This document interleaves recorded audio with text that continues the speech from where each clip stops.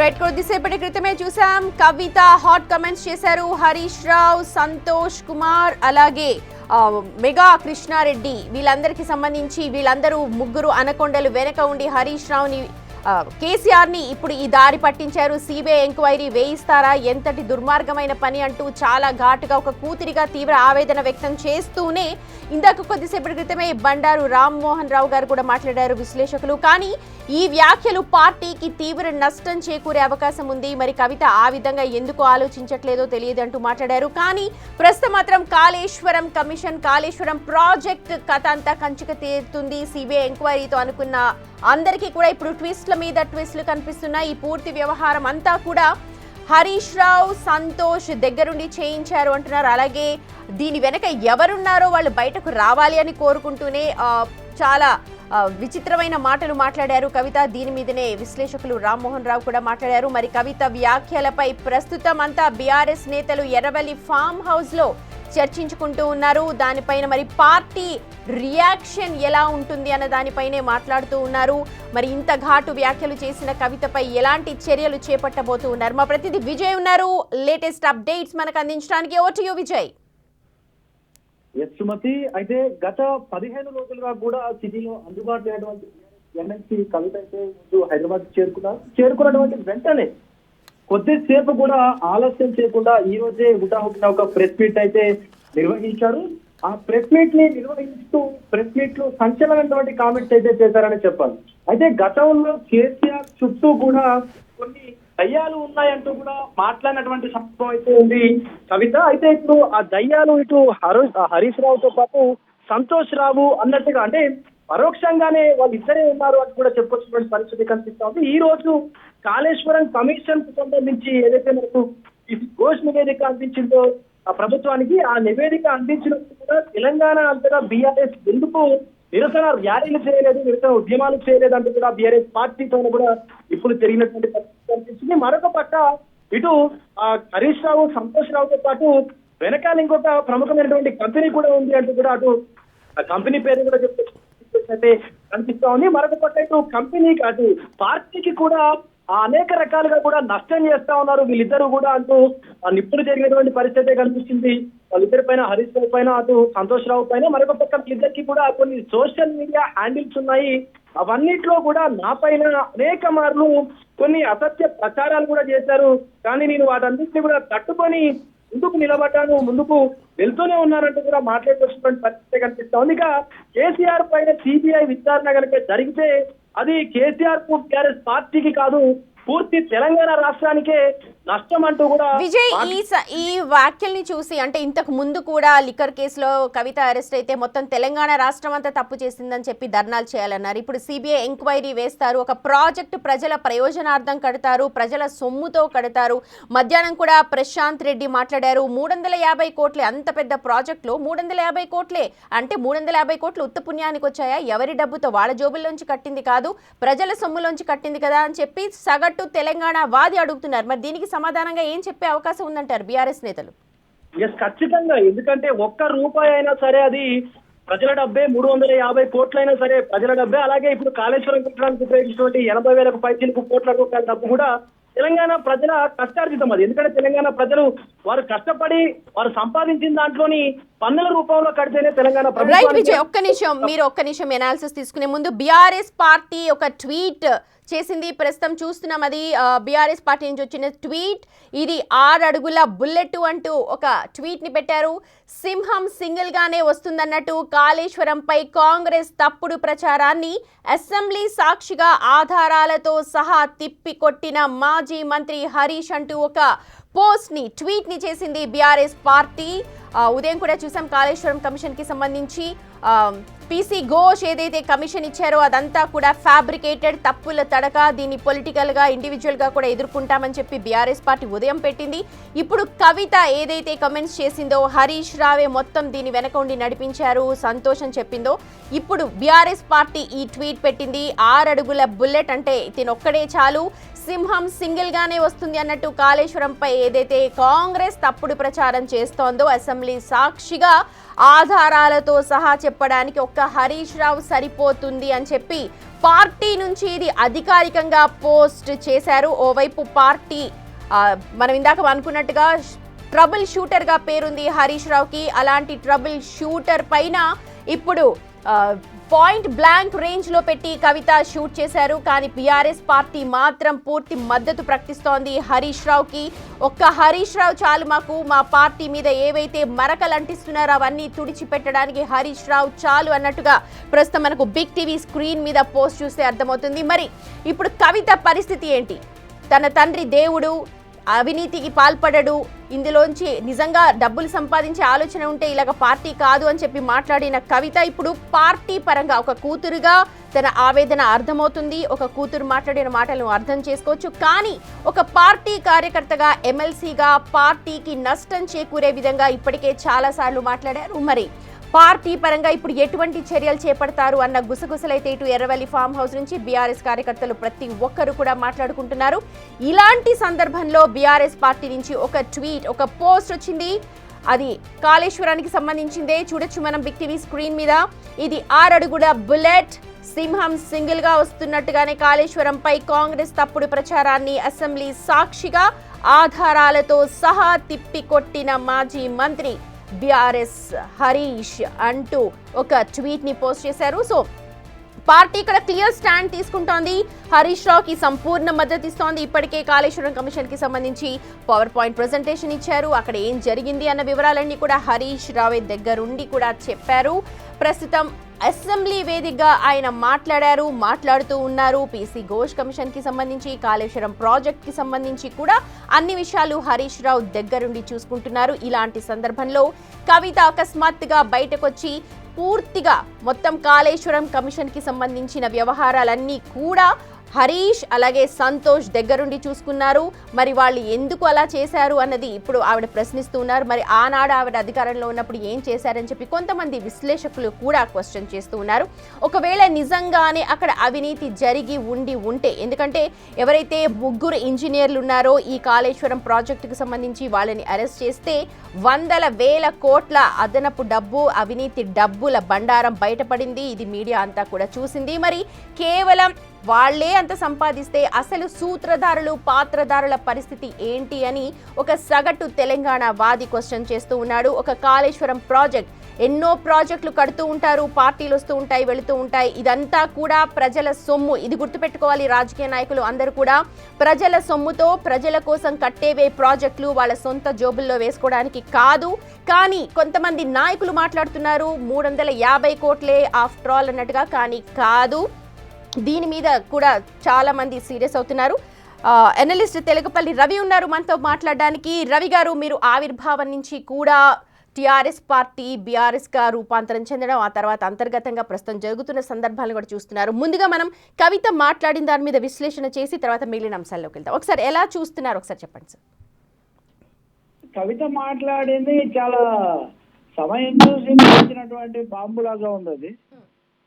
అది కూడా 2 వైపులా ఉంది. అంటే ఒకవైపునేమో లాను డిఫెండ్ చేసినట్టుగా ఉంది, ఇంకోవైపున పార్టీ ఉంటే ఎంత పోయేంత తొక్కలేదు అనడం ద్వారా ఆమె పార్టీ కంటే తమ నాన్న ముఖ్యం అన్నట్టుగా. మరి తన పార్టీ అనేది కేసీఆర్ పార్టీ, కేసీఆర్ తెలంగాణ అన్న తర్వాత పార్టీ గురించి, ప్రభుత్వం గురించి ఏం చెప్పినా అవన్నీ వర్తిస్తాయి కదా ఆయనకు కూడా ఆమెకు తెలిసే ఉండాలి. కాబట్టి కవిత వ్యూహాత్మకంగానే ఈరోజు మాట్లాడింది, ఉద్దేశపూర్వకంగానే విషయాలు అవి బయట పెట్టారు.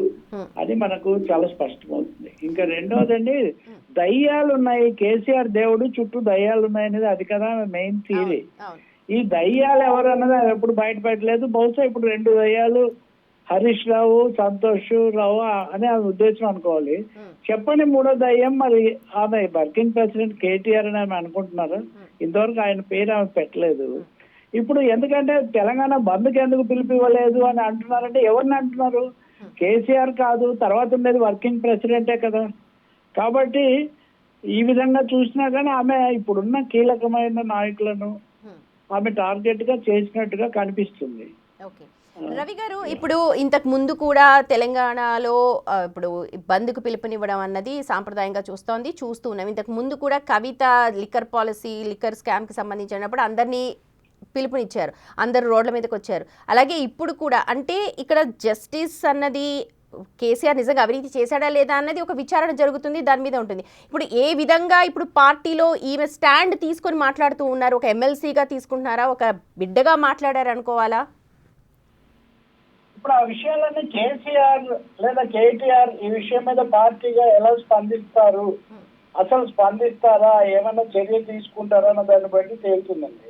ఎందుకంటే పార్టీ ఉంటే ఎంత పోయేది ఎంత అన్న తర్వాత అన్నవాళ్ళు ఎవరైనా ఎమ్మెల్సీ అయినా ఎంపీ అయినా కూతురైనా ఎవరైనా సరే ఒక పార్టీ యొక్క అస్తిత్వాన్ని సవాల్ చేసిన తర్వాత దాన్ని లైట్ గా తీసుకున్నారంటే ఆమె లైట్ గా తీసుకున్నట్టు భావించాలి, లేదంటే ఆమెను కాపాడుతున్నట్టు భావించాలి, లేదంటే మూడోది మరింత తీవ్రమైంది వాళ్ళకి తెలిసే ఆమె ఈ విషయాలు మాట్లాడుతున్నారు అని అనుకోవాలి. అంటే కేసీఆర్ మీదది లేదా కేసీఆర్ మీద ఆరోపణ రాకుండా ఉండటం అనేది హరీష్ రావు, సంతోష్ రావు, ఇంకా చాలా పేర్లు నేను ఎవరు దాంట్లోకి నేను పోవడం లేదు.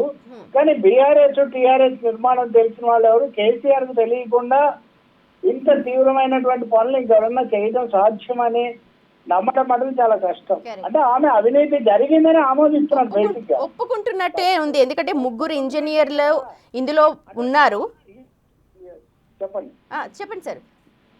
పార్టీపై మా పార్టీ హయాంలో మా ప్రభుత్వంలో అవినీతి జరిగింది అని ఒప్పుకుంటున్నారు. ఇంకా ఇప్పుడు అవినీతి బాధ్యులు ఎవరు కారకులు ఎవరు అన్నది వేరే విషయం. రెండోది అవినీతి జరిగింది, అవినీతి జరిగినందుకు అప్పుడు మంత్రిగా ఉన్న హరీష్ రావును మా నాన్న పక్కన పెట్టారు. ఏమండి, ఇరిగేషన్ మంత్రిగా ఒక వ్యక్తి తప్పు చేస్తే ఆయనకు ఆర్థిక శాఖ అప్పగిస్తారండి. ఆర్థిక శాఖ పెద్దదా, ఇరిగేషన్ శాఖ పెద్దదా? ఇరిగేషన్ శాఖకు కావాల్సినటువంటి నిధులన్నీ వెళ్లాల్సింది ఆర్థిక శాఖ నుంచే కదా. వాళ్ళు అప్పులు తెచ్చినా వడ్డీలు కట్టినా everything should happen channelised through finance department. మరి అటువంటిప్పుడు శిక్ష వేస్తే ఎవరికైనా ఎవరి మీద చర్య తీసుకుంటే మరింత సత్కరించినట్టుగా మరింత ఉన్నతమైన పదవి కట్టబెడతారా? అలా కట్టబెట్టారు అంటే ఆ కట్టబెట్టిన ముఖ్యమంత్రి గారికి ఆ విషయంలో ఈమెకున్న అభిప్రాయం లేదని భావించాలి. కాబట్టి ఆమె చెప్పింది తర్క విరుద్ధంగా ఉంది, అవాస్తవికంగా ఉంది. ఇంకా రాజకీయంగా చూస్తే బీఆర్ఎస్ కాంగ్రెస్ మధ్యలోనే ఆమె చూస్తూ బీజేపీని ఎందుకు వదిలేస్తున్నప్పుడు బీహార్ వెళ్ళి దీని మీద నేను ప్రచారం చేస్తానంటున్నారు. బీహార్ లో ప్రధానమైన పోటీ కాంగ్రెస్ కు బీజేపీకి లేదా ఎన్డీఏకు ఇండియాకు జరుగుతున్నప్పుడు ఈమె బీహార్ వెళ్ళి ప్రచారం చేసి కాంగ్రెస్ నోడించి బీజేపీని గెలిపిస్తారా? కాబట్టి అది కూడా ఒక రాజకీయమైన కీలకమైన ప్రశ్న కూడా ఆమె ముందుకు తెస్తున్నారు. ఆమెను ఎందుకు బీజేపీ ఉపేక్షిస్తుంది, బీఆర్ఎస్ ఉపేక్షిస్తుంది? ఇవి ప్రశ్నలు వేటికి సమాధానాలు లేవు. ఇవన్నీ వ్యూహాత్మకంగానే ప్రజలను తికమక పెట్టాలి. ఇంకా కీలకమైన అంశం అండి, తెలంగాణ ఎందుకు భగ్గుమనలేదని తెలంగాణ ఏంటండి మీరు ఆక్షేపించేది? తెలంగాణ ఎందుకు భగ్గుమనలేదు, మీరు ఎందుకు ఆగ్రహించలేదు, మీరు ఎందుకు విధుల్లోకి రాలేదు అంటే ఒక ఆరోపణకు గురయ్యారు. కాళేశ్వరం మీద భిన్నాభిప్రాయాలు ముందు నుంచి ఉన్నాయి. దాంట్లో ఖర్చు పెంచారు, స్థలం మార్చారు, నిర్మాణపరమైన తప్పులు జరిగాయి. అలాగే కాంట్రాక్టర్లు ఇప్పుడు సమస్య వచ్చాక కూడా ఎవరికైతే ఇచ్చారో వాళ్ళు వచ్చి చేయడానికి వాళ్ళు అంగీకరించలేదు. వీటన్నిటికీ బాధ్యత ఎవరితో ఒకరిది ఉండాలి కదా. నేనైతే కొంతమందితో మాట్లాడినప్పుడు ఏదో జరిగింది, ఇంకేదో అయ్యింది అయిపోయింది అనుకోవాలి, కానీ దాని మీద ఇంకా ఖర్చు పెట్టి మళ్ళీ వినియోగంలోకి తెస్తే ఇప్పుడు అయిన దానికంటే ఏడాదికి ఇన్ని వేల కోట్లు ఖర్చు పెట్టాల్సి వస్తుందని కూడా నిపుణులు, రైతు సంఘాలు ఆందోళన పడుతున్నాయి. కాబట్టి దీన్ని ఏ విధంగా సమీక్షించి జరిగిన పొరపాట్లు ఎక్కడ ఎలా జరగకూడదు అనేది ఆలోచించాలి తప్ప దాన్ని వదిలేసి మా నాన్న మంచోరు అయింది ఎవరికైనా కేసీఆర్ ఎవరైనా నాన్న మంచోరు కాదనట్లేదు, మనం దాన్ని ఎప్పుడు కూడా కాదనట్లేదు నిజం. అయితే ఇక్కడ పార్టీ అధ్యక్షుడికి తెలియకుండా ఇవన్నీ జరిగి ఉంటాయా అన్న క్వశ్చన్ కూడా వస్తుంది. Crucial question. అంటే ఆమె ఈ మాత్రం తెలియనంత అమాయకంగా మాట్లాడుతున్నారా, తెలిసి గడుసుగా ఆయన్నే ఇరకాటంలో పెడుతున్నారన్నది పెద్ద ప్రశ్న. ఆయన దేవుడు చుట్టూ దయ్యాలు ఉన్నాయంటే ఏ దేవుడైనా చుట్టూ దయ్యాలను పెట్టుకుంటాడా? దేవుడికి దయ్యాల గురించి తెలియదా? అంటే దేవుడని ఆయనకు నమస్కార బాణం పెడుతూనే పార్టీలో ఉన్న మొత్తాన్ని కూడా ఆమె సవాల్ చేస్తున్నారు. తన విభేదంగా కావచ్చు, లేదా తనను బేఖాతరు చేశారన్నది ఆమె కావచ్చు. కానీ ఆ పార్టీ సంగతి ఏంటి? ఆ పార్టీ కూడా ఏమీ ఇంతవరకు స్పందించలేదే. ఒకే ఒకటి మనం చూసింది, ఆమె ఆశీర్వాదం తీసుకోవడానికి వెళ్తే ఆయన పలకరించి, అవన్నీ కూడా మనం మీడియాలో చూసిన కథనాలే. లోపల ఏం జరిగిందో మనకు తెలియదు. అందువల్ల కవిత గారు ఈరోజు చేసినటువంటి ఆరోపణలు పరోక్షంగా కాదు ప్రత్యక్షంగా బీఆర్ఎస్ ను ఇరకాటంలో బోన్లో పెడుతున్నాయి.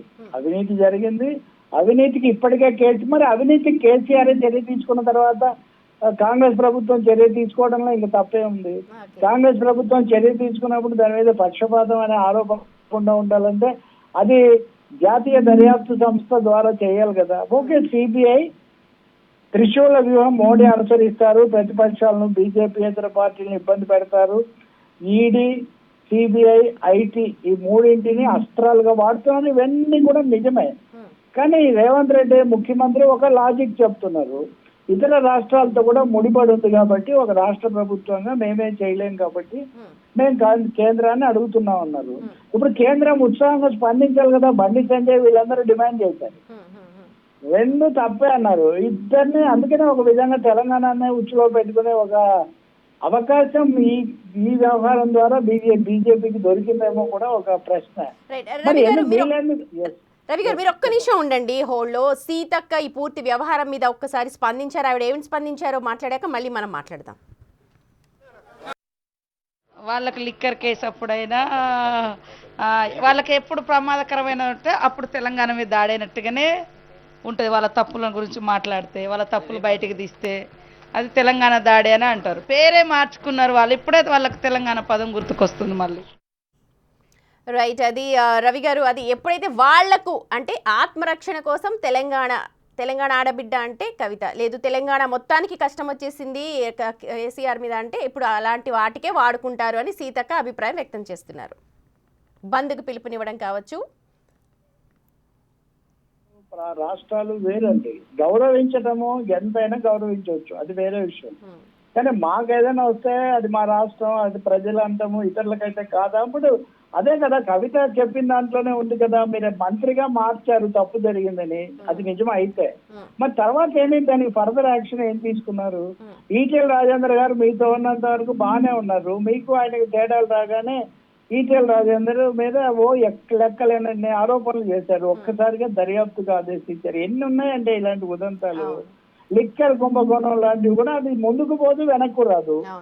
ఆపరేషన్ బూస్ట్ అది ఫామ్ హౌస్ అన్నారు, అది బీఆర్ఎస్ కు బీజేపీకి మధ్యలో ఏం జరిగిందో మనకు తెలియదు, అది మధ్యలో అలా ఆగిపోయింది. అసలు మొత్తం అయిపోయింది, రేపు మాప అరెస్ట్ అసలు మొత్తం అని చెప్పి చాలా సార్లు జరిగింది. అది అదే ఏమవుతున్నాయి, ఎక్కడికి పోతున్నాయి, అసలు బీజేపీ గురించి ఎందుకు మాట్లాడటం లేదు? ఈ మొత్తం ఇంత జరుగుతూ ఉంటే ఇప్పుడు బీజేపీ కాంగ్రెస్ ఒకటేని, లేదా బీజేపీ బీఆర్ఎస్ అని రకరకాల మాటలు వినిపిస్తున్నప్పుడు ఏదో వైపున నడవాలి కదా, నడవట్లేదు కదా. కాబట్టి ఇక్కడ తీవ్రమైన తెర వెనుక రాజకీయం చాలా నడుస్తుంది.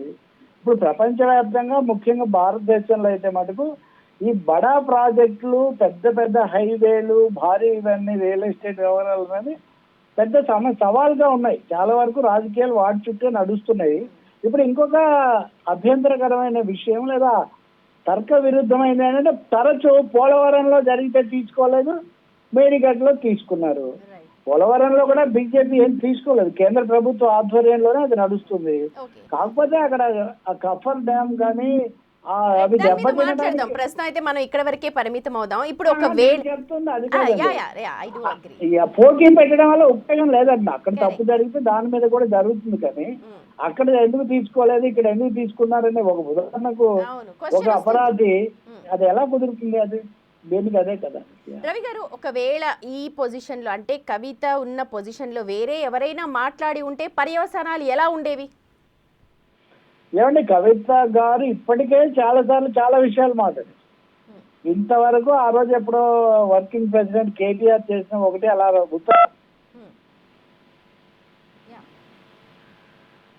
రవి గారు రైట్, మాట్లాడదాం. ప్రస్తుతం కవిత కాళేశ్వరం మీద చేసిన కామెంట్స్ అయితే చర్చనీయాంశంగా మారాయి. ప్రత్యేకించి 2 పేర్లు తీశారు, హరీష్ రావు అలాగే సంతోష్ పేర్లు. వీళ్ళిద్దరూ దగ్గరుండి ఇంత అవినీతికి పాల్పడ్డారు, పార్టీని భ్రష్టు పట్టించారు, చుట్టూ దెయ్యాల్లా చేరారు అని చెప్పి కవిత ఘాటు వ్యాఖ్యలు చేశారు. అలాగే సిబిఐ ఎంక్వైరీ, ఏం తప్పు చేశాడని చెప్పి కేసీఆర్కి సిబిఐ ఎంక్వైరీని వేశారు. దీని అంతటికీ కారణం కూడా హరీష్ రావే అంటూ కుండ బద్దలు కొట్టారు. ఇవాళ తనకు సంబంధించిన విషయాలు కూడా అన్ని ఎలా బయటకు వచ్చాయి అని చెప్పి కూడా ఆమె క్వశ్చన్ చేస్తున్నారు. ఇంత జరుగుతూ ఉంటే ఇప్పుడు తెలంగాణ బంద్కు పిలుపునివ్వరా అంటూ కూడా క్వశ్చన్ చేస్తూ ఉన్నారు. రైట్, రవి గారు మళ్ళీ జాయిన్ అవుతున్నారు. రవి గారు, మీరు అంటూ ఉన్నారు అదే ఈ పొజిషన్లో కవిత కాబట్టి మీరు అన్నట్టుగా కేటీఆర్ కావచ్చు అందరి మీద మాటలు మాట్లాడారు. ఇప్పటి వరకు కూడా ఎలాంటి చర్య అవతల నుంచి మనకు రాలేదు. కానీ ఎలాంటి చర్యలు ఉండేవి ఒకవేళ కవిత కాకుండా ఉంటే ఆ ప్లేస్లో? మనకి ఈటెల రాజేందర్ ఉదాహరణ స్పష్టంగా కనిపిస్తుంది కదండి. ఒక్కసారిగా పార్టీలో నెంబర్ 1, నెంబర్ 2నో నెంబర్ 3నో అన్న స్థాయిలో ఉన్న వ్యక్తి ఒక్కసారిగా అసలు ఎంట్రీ లేదు, లోపలికి కూడా రానివ్వడం లేదన్న దాకా వెళ్ళింది కదా. హరీష్ రావు కూడా గతంలో అనేక సార్లు మనం చూసాం కదా. కాబట్టి ఈ మధ్య కూడా చాలా కీలకమైన బీఆర్ఎస్ నాయకులు కలిసినప్పుడు కవిత ఈ మాత్రానికే ఇంత తలకిందులు అవుతున్నారు, మేము ఎన్ని భరించామని వాళ్ళు అన్నారు ఉదాహరణ చెప్పాలంటే. కాబట్టి ఇక్కడ తెలిసే అంటున్నారా? రెండు విధాలు. తెలియకుండా అంటే చర్య లేకపోవడం ప్రశ్నార్థకం, తెలిసి అంటే కావాలని ఇలా ఇదంతా ఒక వ్యూహం ప్రకారం నడుస్తుందని అనుకోవాల్సి వస్తుంది. ఏ విధంగా చూసినా సీరియస్ రాజకీయ పార్టీకి ఉండే లక్షణాలు కాదు కదా ఇది.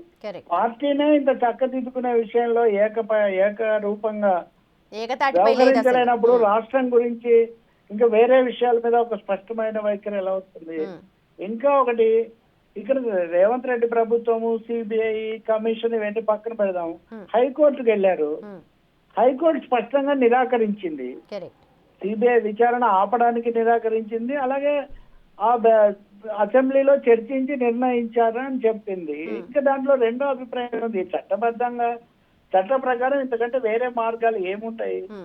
ఉదాహరణ కేటీఆర్ ఉదయమే ట్వీట్ చేశారు, లీగల్ గా రాజకీయంగా మేము ఎదుర్కొంటామని. ఎదుర్కోవడం అనివార్యము, కాకపోతే అది ముందు అంతర్గతంగానే ఏకాభిప్రాయం లేదు. మీ పార్టీలోనే బలమైన వ్యక్తులు, ప్రథమ కుటుంబ సభ్యులే ఇక్కడ అవినీతి జరిగింది అని చెప్తున్నారు.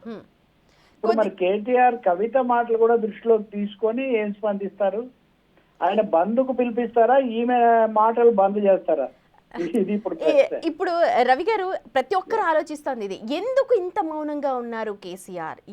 ఎందుకు బ్రేక్ చేయట్లేదు? ఎందుకు ఇంత స్థాయిలో వెళ్తున్నా సరే మాట్లాడట్లేదు? ఎక్కడో ఒక చెక్ పాయింట్ ఉండాలి కదా, ఎందుకని? అంటే పార్టీల వ్యవహారాలు చక్క పెట్టడానికి ఒక దశలో ఆయన ఆశీస్సులు అనుకున్నాయి అన్న కథనాలు చాలా బలంగా నడిచాయి.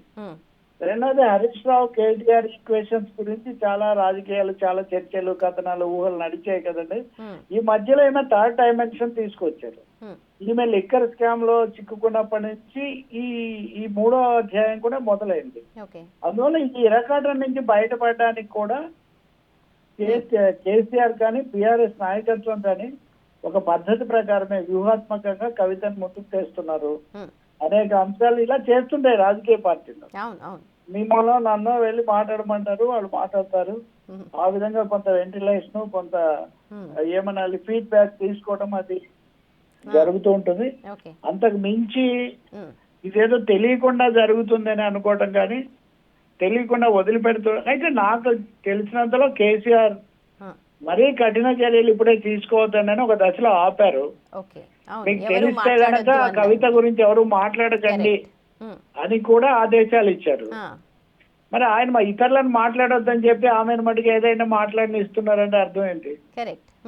ఇప్పుడు హరీష్ రావును బహుశా దీనికి ఏకైక బాధ్యుడిగా చేసే ఇప్పుడు ఇదంతా మొత్తం అంటే గతం నుంచి చూస్తున్న పర్యవసానాలు కావచ్చు, మీరు కానీ మేము కానీ అన్ని చూస్తూ ఉంటే హరీష్ రావు క్యాడర్ ఉంది, లేకపోతే హరీష్ రావు దగ్గర కొంచెం నెక్స్ట్ లెవెల్లో ఉంది. ఈ హరీష్ రావు వల్ల వీళ్ళకి కొంచెం ప్రాబ్లం ఉంది అని చెప్పి హరీష్ రావుని ఇరుకున పెట్టడానికి చూస్తున్న సందర్భంలో అనుకోవచ్చా? ఇది కొంత విశ్లేషణ, జస్ట్ జనరల్ పబ్లిక్ బయట మాట్లాడుకునే విషయాలు మాత్రమే. ఏమంటే హరీష్ రావు చేశాడా లేదా, హరీష్ రావు పాత్ర ఎంత ఎక్కువ తక్కువ తప్పకుండా పరిశీలించవచ్చు. విచారణ జరిగినప్పుడు అది వస్తుంది. కానీ కర్త కర్మ క్రియ కేసీఆరే, అసలు తెలంగాణ అంటే కేసీఆరే అన్న తర్వాత ప్రతి విషయం ఆయనే డిజైన్ చేశారు, ఆయనే ప్లాన్ మాతో చెప్తుండేవాళ్ళు చర్చల్లో. మా సారే సూపర్ డిజైనరు, మా సారే సూపర్ ప్లానరు, ఆయనకంటే పెద్ద ఇంజనీర్ ఎవరున్నారు? ఆయన కూడా పాపం తన దగ్గరికి ఎవరు వెళ్ళినా ఒక గంట సేపు ఇరిగేషన్ విషయాలు మాట్లాడేవాళ్ళు. నాతో కూడా అవి కూడా చాలా ఇచ్చారు. అందువల్ల అన్ని ఆయన చేసి ఘనతేమో కేసీఆర్ గారిది, ఆరోపణలు మటుకు అన్యులవి అంటే అది ఎలా కుదురుతుంది? ఇప్పుడు కవిత గారు అయితే ఇంజనీర్ ఆ మురళీధర్ మీద ఎందుకు చర్య తీసుకోలేదు, వీళ్ళ మీద ఎందుకు తీసుకోలేదు అంటున్నారు. కరెక్ట్ కరెక్ట్ అంటే అందరి మీద తీసుకోవాలి, కేసీఆర్ మటుకు మీరు స్పృశించకూడదు, ప్రశ్నించకూడదు అని ఆయన చెప్తున్నారు. అవును ప్రజాస్వామ్యంలో అది ఎలా సాధ్యం అండి? ఒకవేళ వీళ్ళు చేసినా ఆయన నాయకుడిగా బాధ్యత వహించవలసి ఉంటుంది కదా. కరెక్ట్ నాయకుడే కాదు, ఆయన సర్వాధినేత. అందులో రెండో అభిప్రాయం ఏం లేదు. అవును కేసీఆర్ బీఆర్ఎస్ పర్యాయ పదాలుగా భావించినప్పుడు హరీష్ రావు గానీ ఈయన ఎవరు ఇంతకుముందు వెళ్ళిపోయినా పంపించబడిన రాజేందర్ కానీ ప్రవేశమే లేని పరిస్థితి. బాగా చెప్పుకున్న విషయం ఏంటంటే అప్పుడు బడ్జెట్ తయారీ ఎక్సర్సైజ్ లో కూడా ఆర్థిక మంత్రులకు అవకాశం లేకుండా వాళ్ళు తర్వాతే తెలుసుకున్నారు అనే మాట కూడా వినపడింది.